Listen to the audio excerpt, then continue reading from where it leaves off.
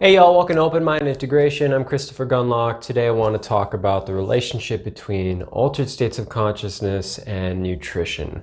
So what's the deal with these two seemingly unrelated things? Well, let's first define what do we mean by altered states of consciousness. Sometimes we refer to them as non-ordinary states of consciousness, which would basically be everything other than our ordinary, sober, waking state.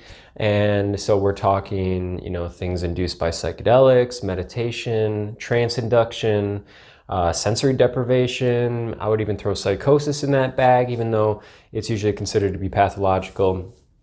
Anything other than just our normal, ordinary state.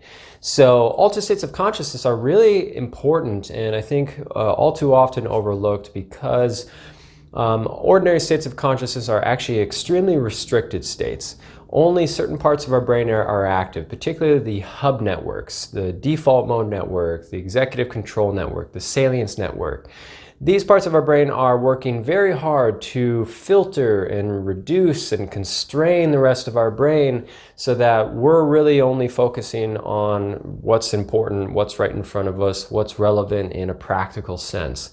And this is just fine. We need to be able to do this with our brains. Otherwise, we would be stuck getting way more information than we need. Anyone that's taken a high dose of psychedelics knows that, you're getting way more than you can even understand sometimes.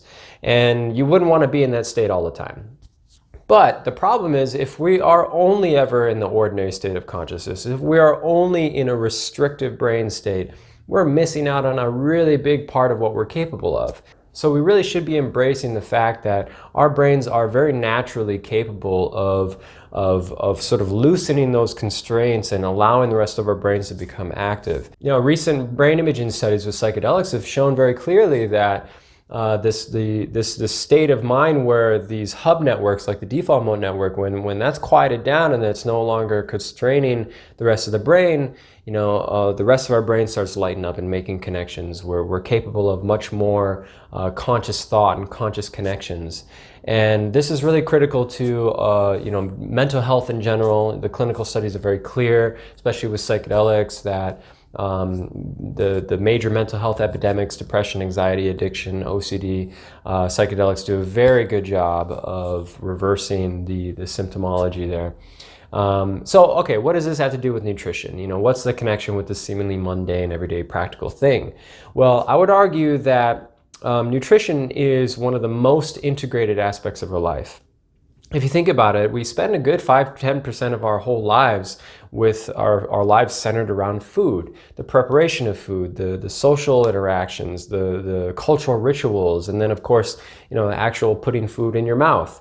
There's a big part of our lives that are influencing how many nutrients we're getting from our food and how healthy the digestive process and the absorption process and elimination process is.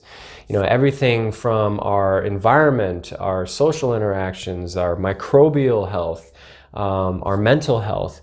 Every aspect of your life is going to affect your relationship with food. And that's why I like to call it lifestyle nutrition or nutritional adaptation, because it's not about what a handful of nutritional studies show. It's not about what the food pyramid tells you to eat. Your relationship to food depends on every aspect of your life. And so do altered states of consciousness. So my argument is that both these aspects of your life will have a mutual relationship with each other. So if you boost one, you're boosting the other. If you are enhancing your life with accessing altered states of consciousness, engaging your more of your brain potential, you're then going to become more aware of your food. You're going to be more aware of the connections with food in your lifestyle. And then vice versa. If you improve your relationship with food, you're improving your relationship with your environment, your relationship with your microbes, your relationship with your mental health, and that's going to affect the quality and the capability that you have to access altered states of consciousness. So big focus on both. I'll be giving more talks on this topic, in particular lifestyle nutrition, in the coming videos, so stay tuned.